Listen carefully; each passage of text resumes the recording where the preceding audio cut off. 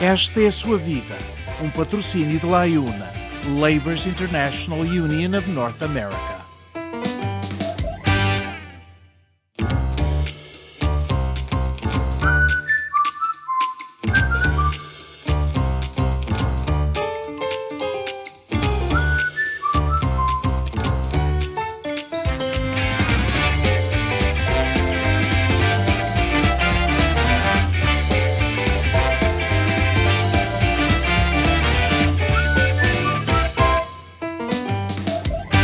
Saudações a todos. Se alguém me pedisse para descrever a nossa convidada de hoje numa só palavra, eu não hesitaria em dizer incansável. Incansável professora, incansável promotora da língua e cultura portuguesas no Canadá. Refiro-me, obviamente, à doutora Manuela Marujo, que está aqui comigo, e a quem eu dou as boas-vindas. Olá. Obrigada, Bill, pelo convite. Ora, essa foi um prazer. Como é que está hoje? Sente-se bem? Linda, desde que o sol brilhe naquele céu azul, eu estou ótima. E ainda por cima com o microfone na mão, é um bocadinho incómodo, não é? É, não faz mal. Mas isto é uma situação que só os técnicos é que podem explicar. Olha, vamos ir até o Baixo Alentejo, onde a doutora Manuela Marujo nasceu, num lugar chamado Santa Vitória. Confesso que nunca ouvi falar dele, mas deve ser um lugar magnífico. Esteve lá 5 anos. Algumas memórias assim especiais dessa... Sim, Santa Vitória eu sempre ouvi dizer que era a terra dos engenheiros. Não sei porquê. E eu não sendo, nunca, tendo estudado engenharia, até me sentia assim, se calhar não fiz o que devia ter feito. Tenho poucas lembranças, embora depois passasse férias, nós mudámos para outra pequena aldeia. Pois. Santa Vitória é ao pé de Beja, é Concelho e Distrito de Beja, perto de Aljustrel, Sim. São terras conhecidas. E é na estrada, então toda a gente que passa naquela zona passa em Santa Vitória. Nós morávamos na estrada. Pois. Em Santa Vitória, deixe-me refrescar a memória, porque uma vez a Manuela Marujo disse-me que o seu pai, como barbeiro, além de trabalhar na Casa do Povo, era barbeiro e levava a filha para a barbearia para cantar e ler poesia. Isto ainda em Santa Vitória. Em Santa Vitória. Tenho assim imagens, não, que me vem à memória de... Tenho um tio que ainda é vivo, tem 88 anos, mas que se lembra perfeitamente de me colocar na palma da mão dele e ele ensinava-me a dizer poemas longos, não é? Como o Batem Leve, Levemente, o Gil e outros. E os homens, enquanto esperavam pelo seu corte de cabelo e barba, deviam se divertir com aquela mocinha que sabia tantas coisas, não é? Cantigas, como qualquer criança, não é?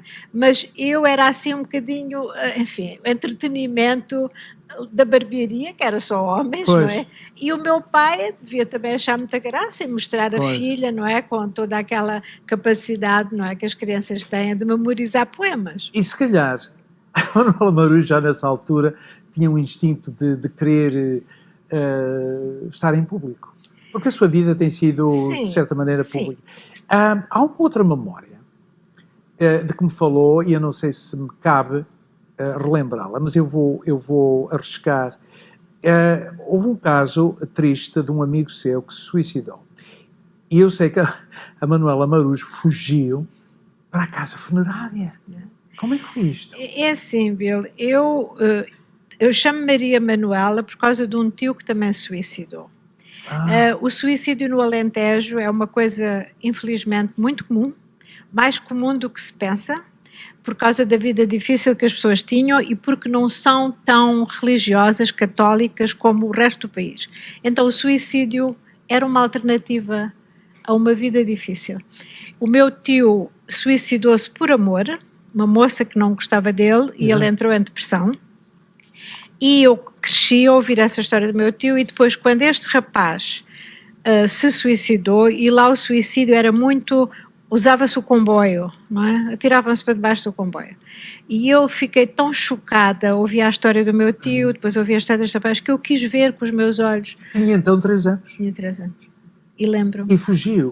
A sua mãe não sabia que tinha. Minha mãe não sabia, depois no fim apanhou uma tareia por ter fugido, e eu lembro-me do desgosto que tive de perder um amigo. Sim. Foi muito marcante para mim. Talvez a sua primeira memória do género. Sim. Aos 5 anos, como já mencionou, mudou-se para Santa Clara a Velha, e há um pormenor aqui, no dia da partida, a Manuela disse-me que as pessoas da aldeia tinham chorado. Choravam com pena de nós irmos, e eu só pensava, mas é uma viagem, eu vou de viagem. Eu estava tão feliz, era a minha primeira viagem. E eu a Manuela não chorou? Nada, eu estava admirada. Mas não tinha coração? Não sei, aos 5 anos não devia deixar lá nenhum amores, porque eu sei que estava muito feliz, porque ia numa daquelas caminhonetas de carga, lá em cima, naqueles bancos. De carga ainda por cima. E nós de lá víamos tudo. Eu estava tão contente, adorei aquela experiência de viajar. Viajar. Nós vamos falar das viagens em breve. A vida do dia-a-dia em Santa Clara, há aqui um pormenor também interessante, e já aludiu ao facto de as pessoas não serem assim muito católicas no sentido religioso. Só aos 7 anos é que foi batizada. Meu pai era... O que levou a família a despaganizá-la? Meu pai era ateu. Meu pai era uma pessoa muito lida. Meu pai falava Esperanto, acredita? A tal língua... supostamente universal. O meu pai era um dos grandes defensores da língua Esperanto. Uau. E então o meu pai não tinha assim dos padres e da igreja a melhor das opiniões, mas deixava os filhos frequentar catequese e tal. E o meu pai, quando eu tinha 7 anos, disse-me, se quiseres ser batizada, podes ser batizada. Não esperes é que o pai vá lá assistir ou isso, porque eu não gosto dessas coisas, mas ele deixou-me ser batizada e os meus irmãos também. Onde é que o seu pai foi buscar toda essa, eu diria, erudição, porque ele parece que era uma pessoa... Livros. Meu pai lia muito. Ele vivia numa outra época mais avançada. Eu justifico sempre que o meu pai adoraria ter viajado. As únicas viagens que fez foi a Coimbra e ao Porto. Eu tenho postais que ele me mandou dessa altura. Mas ele disse-me, tenho a certeza que tu um dia vais fazer as viagens que eu não pude fazer. Então... Aliás, ele era correspondente de jornais, não é? Sim, ele era correspondente do Jornal do Alentejo, claro, do século Ilustrado. Portanto, quer dizer, o meu pai recebia o Diário de Notícias. Era um autodidata. Ele era um autodidata. Ele tinha sido muito bom aluno, mas como naquelas alturas 6 filhos, só o mais velho é que foi estudar, porque os pais não tinham possibilidades. E ele, portanto, digamos, através da literatura, ele saiu do seu pequeno meio e foi para muitos outros lugares do mundo. Exato. Depois, já nesta sua nova morada em Santa Clara, frequentou a escola primária, depois foi para o liceu em Beja, onde ficava em casa de pessoas e via os pais de 3 em 3 meses. Durante esta fase de infância, adolescência e juventude, e já me explicou um pouco porque é que disse o que eu vou dizer sobre o seu pai. Teve várias influências, sobretudo dele, e na sua biografia diz assim: deixou-me em herança a convicção profunda que estudar e adquirir uma formação superior deveriam ser as minhas prioridades para ter sucesso na vida. A partir daí estava semeada, portanto, a semente de querer aprender mais, não é? Sim, o meu pai mostrou-me que não é preciso ser rico para ser inteligente, e é preciso querer usar a nossa capacidade intelectual para um fim que vai depois no futuro servir-nos de qualquer coisa. O meu pai dizia-me sempre: filha, o pai não vos vai deixar herança, não tem dinheiro, nem de família, nem assim. Mas, enquanto eu puder pagar os vossos estudos, essa é a herança que eu vos vou deixar. Ótimo. E eu nunca portanto, os meus 3 irmãos estudaram, os meus 2 irmãos, os 3 estudámos, mas eu fui a que cheguei mais longe, por ser a mais velha e talvez por ter aprendido mais cedo que essa era a nossa via. Exato. Aos 18 anos, portanto, saí da sua terra e foi para a universidade. Isto em Lisboa, não foi? Sim, para a Universidade de Lisboa. Nesta altura, já tinha planos para a vida? Já pensava numa carreira que gostasse de seguir? Sim, eu gostava de tudo, ciências e letras, mas escolhi letras e o meu pai, lembra-me disso muito bem, tu estás a escolher inglês e alemão, tens consciência de que para seres boa tradutora, professora, seja o que tu fores, tens que ir para a Inglaterra e para a Alemanha aprender essas línguas. E eu disse, tenho. Ele disse, e como é que vais fazer? Eu disse, pai, não sei, mas eu vou. Mas já tinha uma carreira em mente? Eu queria ser intérprete das Nações Unidas. Queria ir para Nova Iorque. ONU! ONU. Muito bem, muito bem. Falou da Inglaterra e da Alemanha, onde durante as férias trabalhou. Já mostrando um certo interesse pelas viagens. Neste caso, obviamente, aprender as línguas nos países de origem é muito importante. Mas também já mostrando um certo gosto por viagens. Que estudos é que fez na Universidade em Lisboa, nesta fase inicial? Sim, eu fiz inglês e alemão, filologia germânica. Foram as línguas, e Bill, não era fácil viajar na minha altura, não era só por causa do dinheiro, era por causa do preconceito.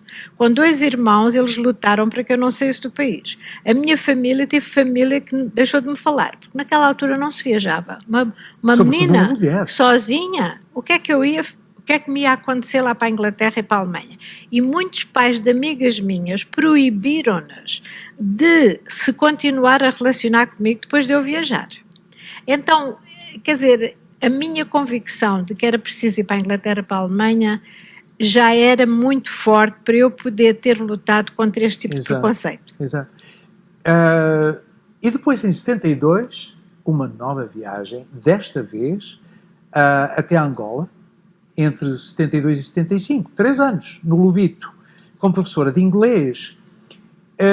Professora, portanto, nesta altura já este sonho de uma carreira na ONU já não existia? Existia. Eu fui para Angola porque a única maneira era ir dar aulas.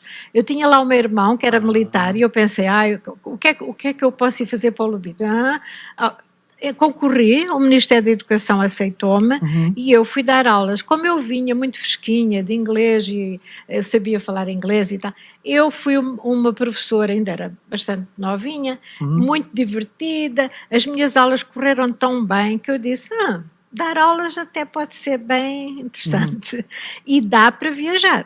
Portanto, em Angola eu decidi ser professora. Foi lá foi no Lubito. Foi no Lubito. Naquela linda cidade do Lubito que eu decidi que ser professora podia me levar a muitos lugares. E que bela decisão foi essa. Em 75 aconteceu o seu primeiro casamento, mas continuou a estudar. Sempre. Em 77 obteve uma licenciatura em Filologia Germânica. Sabe que eu devo confessar que a palavra filologia não o conhecia. Sim. O que quer dizer? Tem a ver com o estudo das línguas, não é? E aí germânica incluía inglês e alemão, não é? E, claro, e era não só as línguas, mas as literaturas e as culturas. Pois, isto na Faculdade de Letras em Lisboa, em 79, obteve um certificado de Educação em Inglês e Português através do Ministério da Educação em Lisboa. Ao todo, segundo os meus apontamentos, ao todo entre 72 e 85, ensinou línguas e deu aulas de formação na Universidade de Lisboa, foi diretora de uma escola pública no Estoril, foi Education Officer em Londres. O que é uma Education Officer? Coordenadora de ensino. É uma coordenadora de ensino. Sim. Já nesta altura tinha viajado um pouco. O que é que estas experiências, sobretudo no estrangeiro, lhe ensinaram? Determinaram a minha segunda escolha de carreira.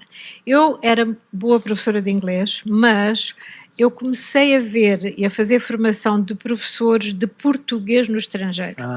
E achei que se eu quisesse ser excelente, talvez fosse mais viável eu encarreirar pelo ensino do português, que era a minha língua, não é? Claro. E então, as minhas viagens, tive a possibilidade de fazer bastantes viagens na Europa e até vir ao Canadá antes de vir para a universidade.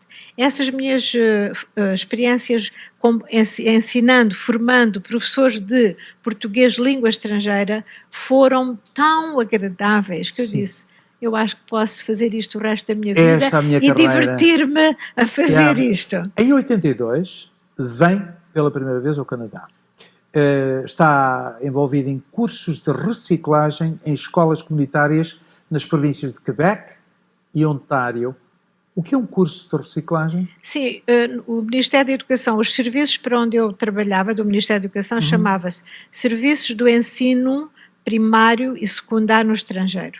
Então nós, nos nossos serviços, preparávamos materiais de ensino para atualizar as professoras aqui do First Portuguese, do Centro Cultural de, sei lá, de Santa Cruz, lá em Montreal. Então a minha oportunidade surgiu de conhecer o Canadá, indo visitar escolas, inclusivamente os programas bilíngues que na altura Trudeau tinha implementado nas escolas públicas de Toronto. Exato. Veio ao Canadá, mas não ficou, obviamente, e há aqui um pormenor muito interessante. Voltou a Portugal e de Portugal concorreu a uma vaga existente na Universidade de Toronto, no Departamento de Espanhol e Português. E eu agora pergunto, como é que se lembrou de concorrer numa altura em que esta oferta de trabalho só estava aberta a cidadãos canadianos e pessoas com estatuto de residência, o que não era o seu caso? Meu espírito, o que é que eu tenho a perder?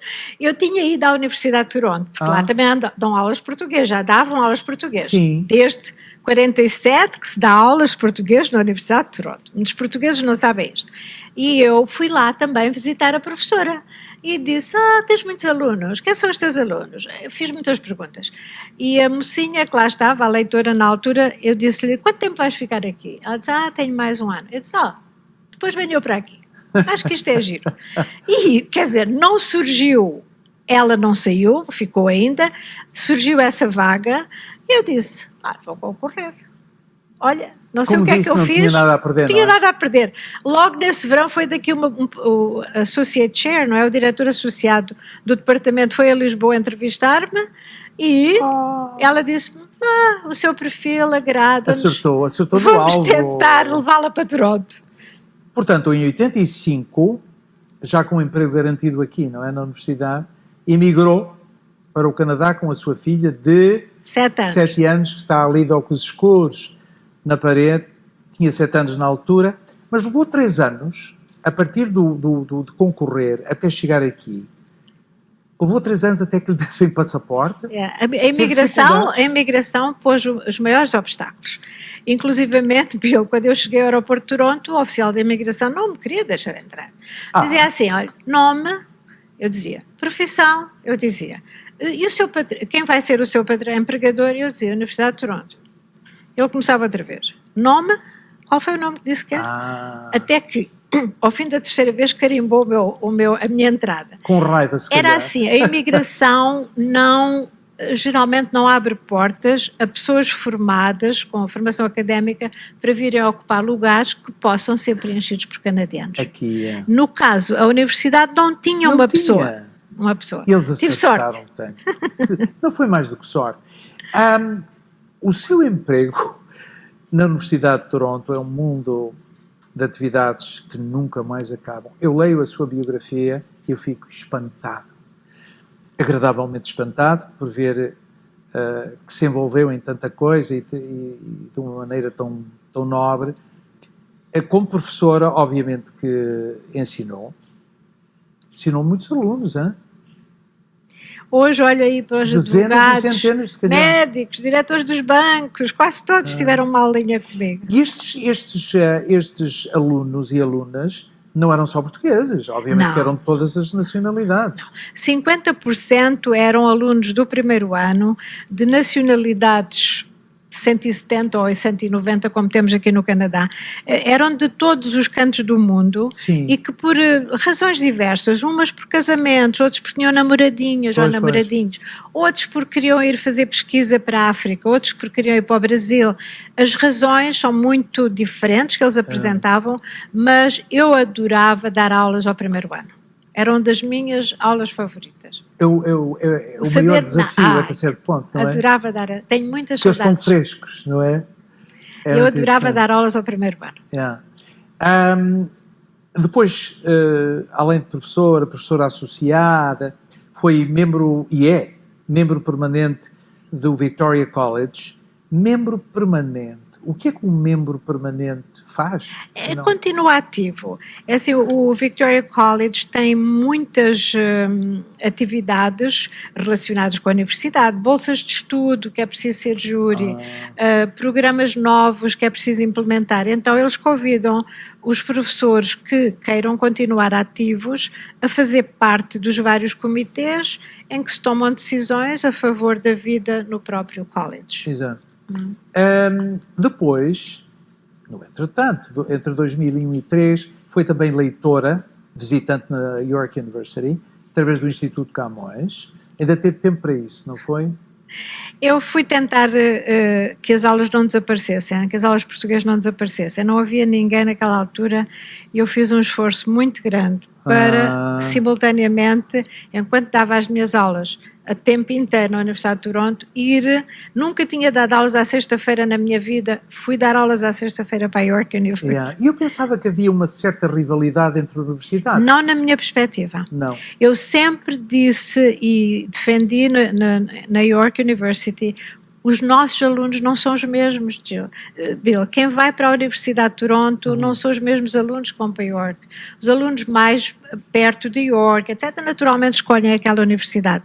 E eu defendi sempre, quanto mais programas de português houver, melhor para todos nós. Beneficiamos todos. Exato. Ora bem, para além do ensino, foram 44 anos repletos de tantas outras coisas. Vamos falar da sua educação universitária, que aconteceu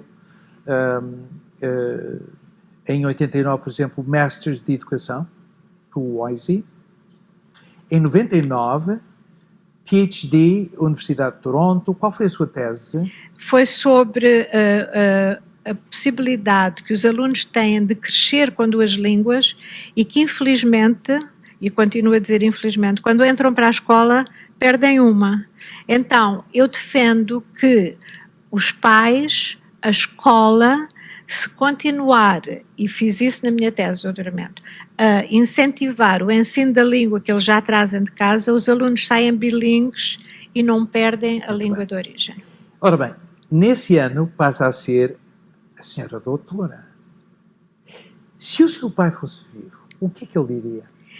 No dia do meu doutoramento foi a pessoa em que eu mais pensei. Porque a minha mãe era uma pessoa com quem tive uma relação maravilhosa, mas não era uma pessoa que tinha muito interesse pelos estudos. Estava-me sempre a dizer, filha, dás cabo dos olhos, estás sempre a ler. Para que é que estás a ler todos os dias? Então, o meu pai teria sido a pessoa que mais teria valorizado.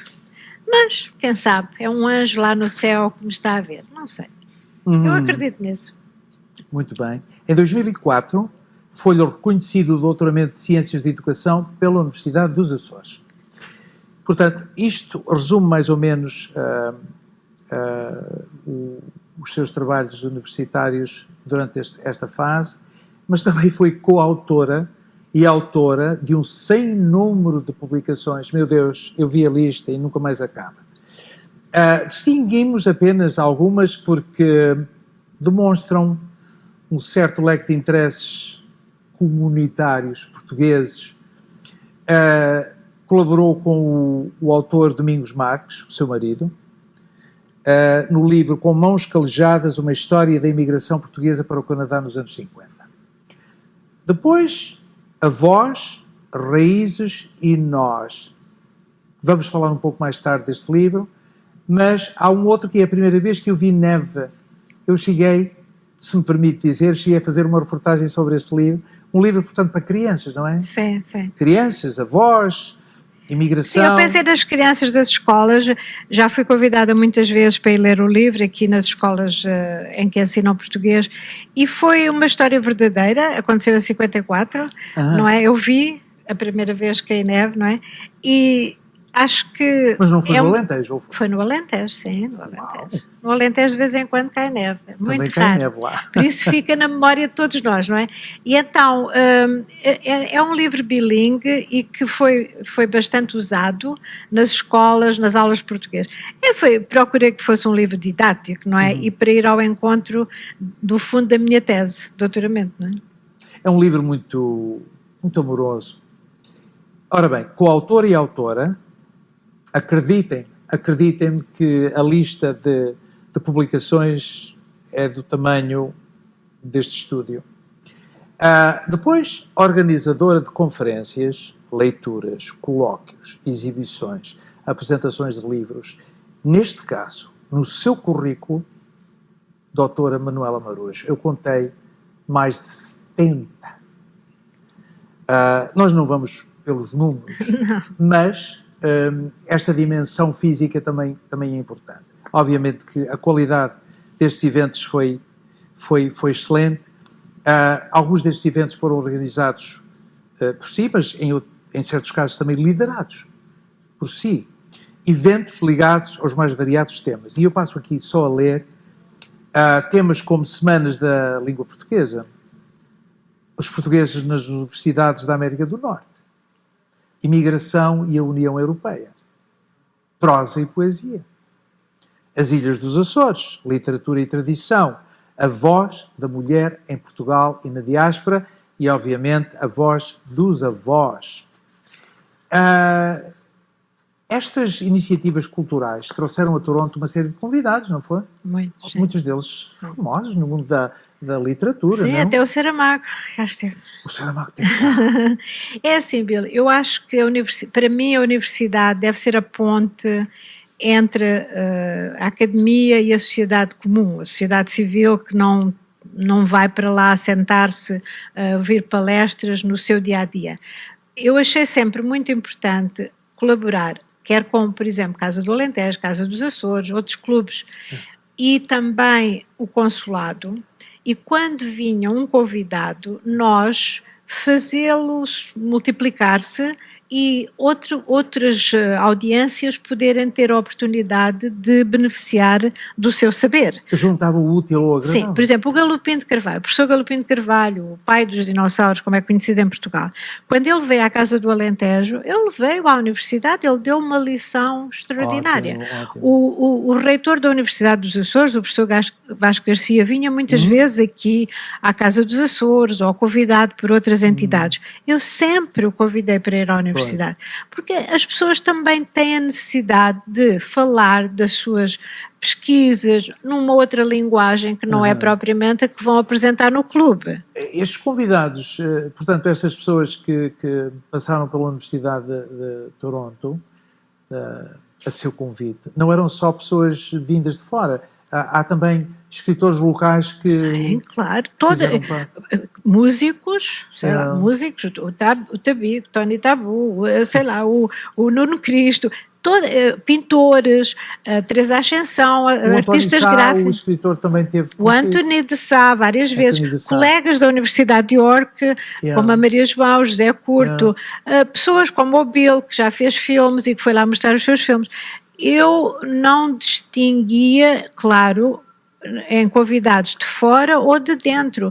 Para mim o importante era dar aos alunos a possibilidade de conhecer uma pessoa numa área em que eles normalmente não iriam estar familiarizados, filme, reportagem, canção, arquitetura, vários arquitetos. E também tenho feito convites a antigos alunos meus, Ana Bailão, falar um pouco da sua carreira política, a Cristina Martins. Portanto, eu achava que era muito importante para jovens alunos, a Connie Freitas, advogada, não interessa a área em que se especializou, interessa mostrar que há... Exato. Carreiras à sua espera, não é? Que elas nem sequer ainda adivinham porque estão no primeiro, no segundo ano, etc.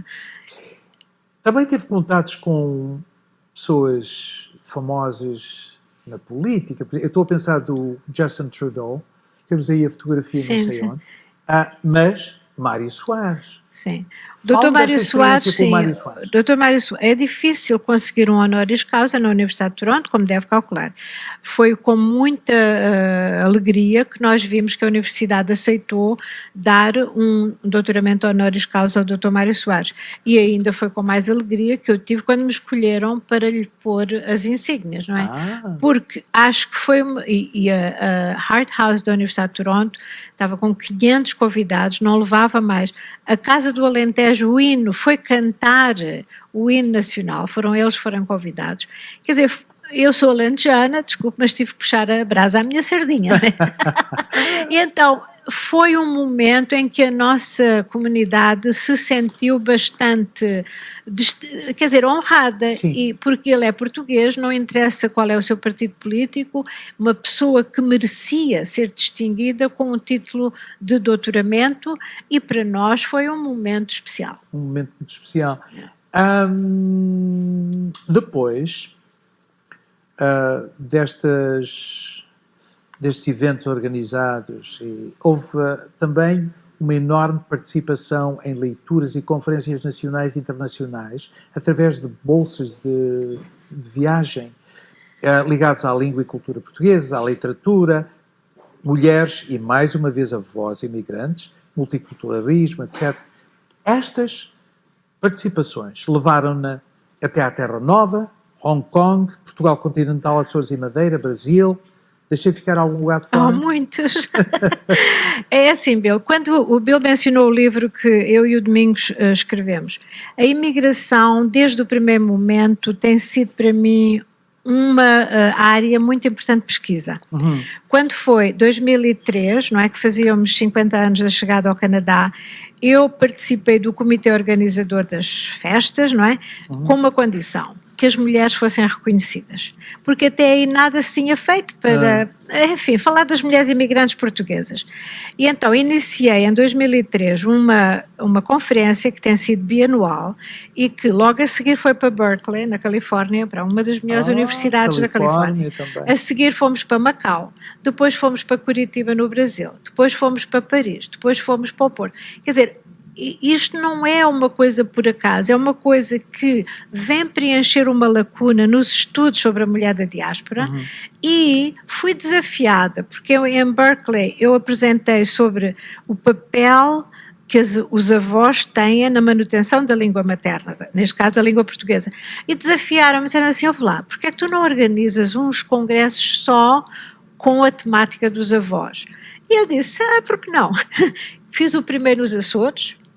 A doutora Maria Barroso, na altura foi nossa convidada, ficou tão entusiasmada que se ofereceu para fazer o próximo em Lisboa, e aí começou outra série de congressos que já se realizaram em vários países e em várias universidades. Deixe-me só abrir aqui um parêntese para fazer uma pergunta. Chegou a conhecer as suas avós?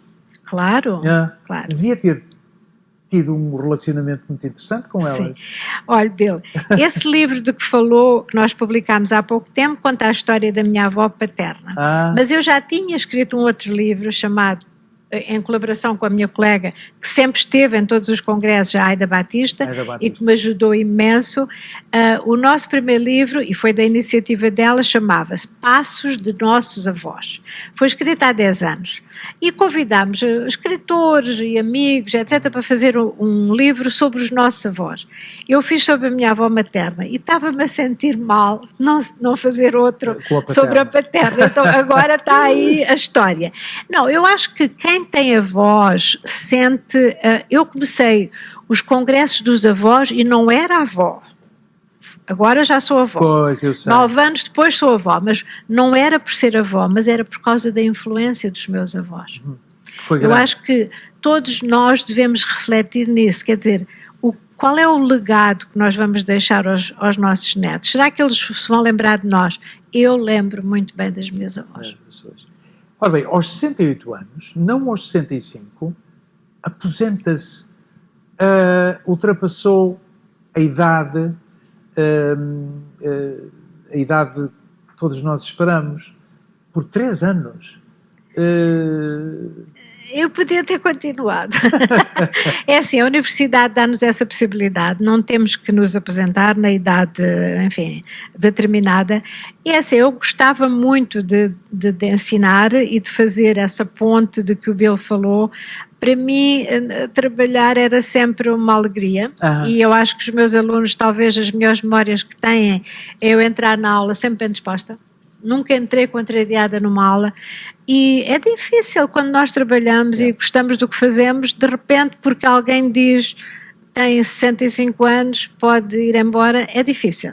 Então, eu de facto tenho uma família maravilhosa, tenho possibilidades de viajar, etc.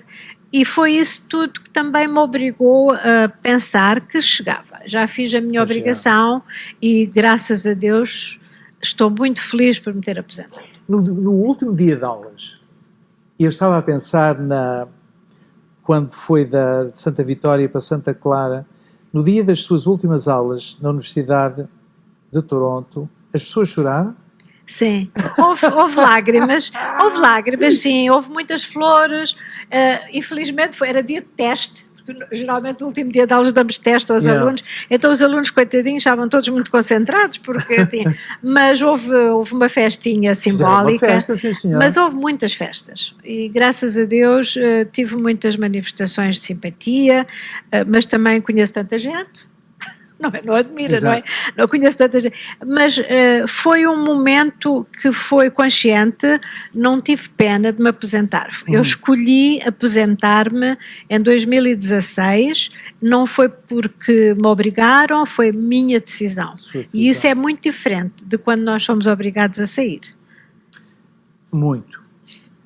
Ora bem, chegamos agora ao capítulo das distinções, que são muitas distinções, todas elas relacionadas com a excelência do seu trabalho. Nós não podemos mencionar todas. Eu escolhi duas situações que me parecem ser de grande envergadura.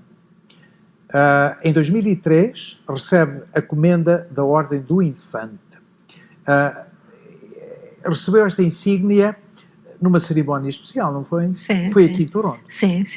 Foi no consulado? Não, foi numa festa que estava o Dr. Mota Amaral estava na altura cá, estava o embaixador, estava o senhor Dr. João Pestrelo, que foi quem me nomeou. Sabe que estas insígnias são importantes e são, enfim, alguém tem que conhecer o nosso trabalho. Há muitas pessoas que mereceriam essa insígnia e porque são muito discretos no seu trabalho, às vezes não são reconhecidos. Então temos que sempre lidar com estas coisas com, enfim, alguma relatividade, não é? Eu trabalhei muito perto com o Dr. João Pestrelo, que foi nosso cônsul aqui. Sim. Fizemos muitíssimos projetos e ele achou que eu, enfim, mereceria ser distinguida. Mas isso não quer dizer que outros cônsulos não me poderiam ter nomeado, porque também trabalhei muito com eles, compreende? Existe sempre alguém generoso e que gosta do nosso trabalho para nos nomear e dar essa informação a Portugal. No meu entender, foi uma comenda muito, muito bem merecida. Em 2017, a Manuela Marujo foi convidada a representar a Universidade de Toronto quando a organização Wall of Fame destacou esta universidade pelos 70 anos de ensino da língua portuguesa, também aí durante um evento especial em Toronto, que é um evento anual. Eu diria, e diga-me se estou errado, um destaque talvez não tivesse acontecido sem influência da doutora Manuela Marujo. Sim, o Manuel da Costa e eu trabalhámos em conjunto nesse ano para dar um grande ênfase à língua portuguesa e ao ensino da língua portuguesa. E outras professoras que aqui em Toronto têm feito um papel excelente foram distinguidas nesse dia com muita satisfação, quer minha, quer da organização, não é? Eu acho que só fazia sentido ser um reconhecimento conjunto, porque ensinar a língua não é uma pessoa, são muitas pessoas. São os professores do jardim infantil, da escola primária, da escola secundária e depois da universidade, não é? Eu penso que este Wall of Fame foi um momento alto para a Universidade de Toronto, porque eu acho que foi a primeira vez que uma organização portuguesa destaca por o trabalho que eles têm feito, mas também nós não podemos desassociar a doutora Manuela Marujo da Universidade de Toronto. Eu acho que as duas quase que estão simbioticamente ligadas. São muitos anos, não é? São muitos anos. A Universidade fez 70 anos de ensino português, portanto começou em 47 e foi um momento muito oportuno. Exato. Quando o Manuel da Costa, no comitê, não é, procurávamos uma temática e surgiu esta, foi perfeita. Foi perfeito. E nós publicámos um livro na altura, os 70 anos do ensino do português, exato, porque infelizmente também, Bill, às vezes a nossa comunidade portuguesa não se informa e pensa, eu todas as vezes que falava que era professor de português diziam-me, há português na Universidade de Toronto. Eu dizia, desde 1947, então a minha data era sempre assim, 47, 47. Incluindo o Baixo Alentejo. Mas é bom também que estes acontecimentos, como foi do Café, se façam, porque as pessoas depois já não têm tantas dúvidas sobre a importância da nossa língua numa instituição universitária, como é a Universidade de Toronto. Como é a Universidade de Toronto. Eu quero entrar agora neste capítulo de viagens. Viagens. A doutora Manuela Marujo tem viajado à volta do mundo. O mundo é muito grande. Eu sei, mas não tem ido a todos os lugares, mas tem ido à volta. Sim, à volta dele. Sim. Quais são assim os lugares mais... Machu Picchu será um deles? Machu Picchu é muito bom, sim. Eu acho, quer dizer, é uma das maravilhas do mundo, não é? E há outras maravilhas do mundo. Eu acho que as pessoas às vezes pensam que é muito difícil, que é impossível. Eu fui lá já com os meus 70 anos, consegui subir a montanha. Não parece. Já foi. Então, fui o ano passado. E o ano passado também fui à Amazónia, que era uma das viagens que é assim, toda a gente sonha ir à Amazónia. É quente, há muito mosquito, mas não se morre disso. Então, é mais fácil viajar do que as pessoas pensam. É preciso querer, gostar. Eu, se olhar para mim, os anéis de prata, não douro. Eu não prefiro viajar. Eu valorizo e dou prioridade a viagens. Então, se a pessoa quiser ter tudo, é um bocadinho mais complicado. Mas se quiser viajar assim de uma forma mais simples, não ir sempre para hotéis de 5 estrelas, sim, mas às vezes ir para uma pensão, é viável, não é? Às vezes estes lugares assim, é nestes lugares assim que se conhece um pouco da cultura e que se tem um maior contato com as pessoas. Sim, sim. E ir a Machu Picchu foi uma experiência que já há muito eu sonhava ir, pensava que já não era capaz de ir, porque já estava assim a ficar difícil andar, mas fui. Há muitos outros lugares no mundo. Macau deixa-me memórias extraordinárias, não é? Ir à Malásia, por exemplo, onde eu fui ver ainda a porta construída pelo Afonso de Albuquerque. Quer dizer, há coisas extraordinárias na nossa história de Portugal. Ir à Guiné-Bissau, ir a Angola, ir à ilha de Moçambique. Meu Deus, o meu pai tinha-me falado, Vasco da Gama esteve na ilha de Moçambique, e para mim era assim uma curiosidade, não é? Mas também conhecer os Açores, eu conheço as ilhas todas. É indispensável. Ficar 5 horas daqui de Toronto, de uma viagem não é assim tão cara como as pessoas imaginam. Então, logo que todos possamos viajar, é uma das coisas que eu incentivo. As viagens é um livro. É uma espécie de livro, porque também abre novos horizontes. Abre novos horizontes, ensina-nos muitas coisas. Também tem viajado muito para Portugal, contatos frequentes, por razões familiares. Tem uma casa em Lisboa e portanto, mantém um contato frequente com Portugal, não é? Ir a Lisboa é ir a Portugal, ir à nossa casa, não é? Então, e mesmo assim, eu acho que quando nós vamos a Portugal, devemos sempre procurar e ver uma coisa que nunca vimos. Ir ali, por exemplo, eu fui há pouco tempo ao Centro Geodésico de Portugal, que fica ali na Serra do Rei. Eu nunca tinha ido ao centro de Portugal. Achei, ao pé do Sardual, não é? E ali daquela zona lindíssima que é Constância, onde Camões tem a Casa da Memória. Há coisas em Portugal que nós podemos descobrir em cada viagem, porque Portugal tem uma história e uma cultura, enfim, impossíveis de conhecer, não é? Todas. Portanto, Portugal, mas também no Brasil tem uma casa em Santa Catarina, não é? Na ilha de Santa Catarina. Na ilha de Santa Catarina. Onde os portugueses foram os primeiros a colonizar aquela parte do Brasil, já em 1749, se não estou errada na idade. Então, na data, é um lugar que também nos diz muita coisa. Portanto, os açorianos, especialmente os do Pico e da Terceira e das Flores, sim, sim, são os responsáveis pela maneira como nós olhamos para Santa Catarina. Santa Catarina é muito portuguesa. Parece o Alentejo em certos lugares. Exato, vamos falar um pouco da família e dos amigos. Obviamente que já aludiu à sua estimada família. É casada com o Domingos Marques, que se eu fosse um entrevistador atrevido, eu perguntava-lhe como é que é viver com ele, mas não faço essa pergunta. O Domingos Marques, que eu conheço muito bem e por quem tenho também uma grande estima, ele tem um filho e netos do primeiro casamento, a Manuela tem uma filha e... 2 netas. Do primeiro casamento e netos também. 2 netinhas. É uma experiência diferente dos netos, não é? Temos sim, é uma experiência maravilhosa. Agora é avó. Agora sou avó e já sei compreender muito melhor o que é que os avós me diziam. Por exemplo, nós falarmos português, como é difícil quando um dos pais não fala a língua. Muito complicado, não é? Sim, tenho a sorte de ter uma família maravilhosa e o Domingos me ter acompanhado em todas estas viagens. Claro que eu já viajei muitas vezes sozinha, mas não tem a mesma graça. Quando vamos com um companheiro ou uma pessoa, outra pessoa que gosta de apreciar as mesmas coisas ou que sabe um pouquinho mais sobre os lugares, é muito mais enriquecedor, não é?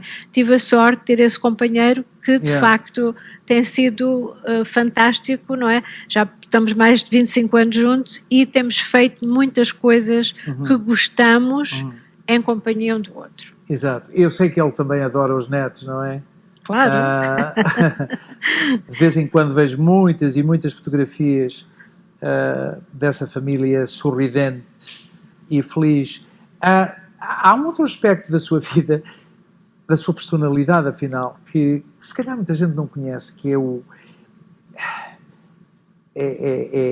a doutora Manuela Marujo, a pessoa jovial e gosta de festas, com um certo humor. Temos lá uma imagem de uma das suas festas. Pode dizer, eu fiz 70 anos. Os seus aniversários, 70 anos. As festas de aniversário são verdadeiros eventos, são verdadeiros espetáculos, alguns deles com trajes temáticos. 25 dias depois do Natal, começava a ouvir assim, 2 ou 3 semanas antes, e quando é que é a tua festa? E quando é que é a tua festa? Convida os amigos? Não, sempre. Mas, Bill, mais uma vez o meu pai, eu fiz bastantes anos sentar em casa, não é? Estava a estudar. O meu pai mandava-me sempre 20 escudos, 50 escudos e dizia, filha, o dia dos nossos anos é sempre para celebrar. Temos que dar graças a Deus por estar vivos. Ele não dizia talvez graças a Deus. Temos que dar graças por estar vivos. E eu sempre faço questão de festejar o dia dos meus anos. Faço festas giríssimas e divertidas. Ora bem, eu ia falar nesta fase final da nossa conversa de projetos no presente e eu tenho aqui uma amostra que é o tal livro de que já falámos, A Voz, Raízes e Nós. Olha, Bill, esse livro surgiu agora, durante a pandemia, em março, quando eu vim do Brasil, não podíamos sair de casa, então eu, a Aida, pensámos fazer uma segunda antologia do primeiro livro, que foi o Passos de Nossa Voz, e depois acabámos por convidar também a Hilda, que nos ajudou na revisão dos textos.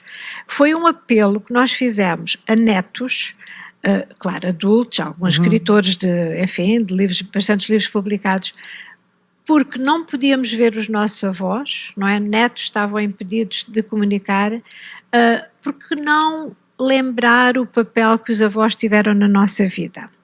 tivemos uma resposta fantástica. Num mês, as pessoas mandaram-nos 58 textos e acabámos por ter 61 textos, estão aí, 3 são em inglês e depois traduzidos. E as histórias fazem-nos refletir sobre o que é que um dia os nossos netos lembrarão de nós. Como é que eles nos vão lembrar?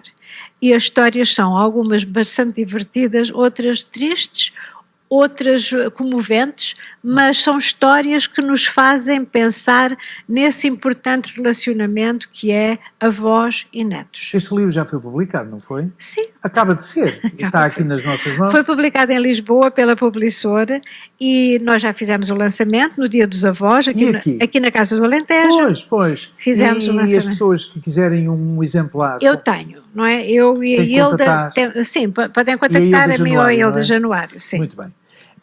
E para o futuro? Porque montes de projetos. Tenho vários projetos de escrita, sim. Tenho projetos de escrita que estão já em andamento e em boa altura virão para a superfície, não é? É prematuro estar a falar agora neles, porque todos nós sabemos os condicionalismos em que estamos a viver, mas sim, eu acho que escrever é o que nós agora todos podemos fazer em casa, preparar álbuns de fotografias. O Bill mencionou as várias exposições que eu fiz, eu posso fazer exposições lindíssimas de fotografias do mundo por onde andei. Quem sabe um dia destes farei uma. Pode fazer tudo isso com a perna às costas, não é? Portanto, há muita coisa que se pode fazer. Ainda sim. bem que, há muita coisa. Que continua. Ainda bem que continua. Nós vamos terminar aqui com uma citaçãozinha da sua biografia. Sinto-me portuguesa e canadiana e posso afirmar que continuo a beneficiar dessa dupla identidade. Amo o meu país de origem, onde me sinto em casa. Amo o Canadá, que me proporcionou a realização profissional e o bem-estar económico necessário que me permite continuar a concretizar muitos sonhos. Isto é a passagem de uma mulher completamente realizada. Sinto-me. É? Sim. Uma vez, quando eu fui falar a uma escola para crianças, não é, que não sabem o que é que querem ser na vida, e a bibliotecária, no fim da palestra, disse-me assim: eu ouvi o escritor, o realizador de cinema, o repórter, mas eu gostava de ter tido a sua vida. You had such a charmed life. Eu tive, graças a Deus. Tenho tido uma vida a fazer o que gosto, a esperar que tenha tido algum impacto na educação de muita gente e na minha família, porque todos nós somos afetados por, não é, a mãe, a avó, a mulher. Eu sinto que fiz sempre o meu melhor e, claro, os erros estou disposta a corrigi-los e vou corrigindo à medida que envelheço, mas tenho tido uma vida maravilhosa e devo ao Canadá e, claro, devo à educação que tive em Portugal. Muito bem, uma vida maravilhosa, um momento maravilhoso, que eu agradeço do coração por ter partilhado comigo essa aventura que tem sido a sua vida. Eu espero que as pessoas gostem, porque estamos numa altura em que há tanta desgraça à nossa volta, ao menos uma coisa boa também a acontecer. É verdade, de vez em quando não faz mal. Muito obrigado, Dr. Manuela Marujo, até à próxima. Obrigada, Bill. E nós despedimos-nos dizendo obrigado, até à próxima.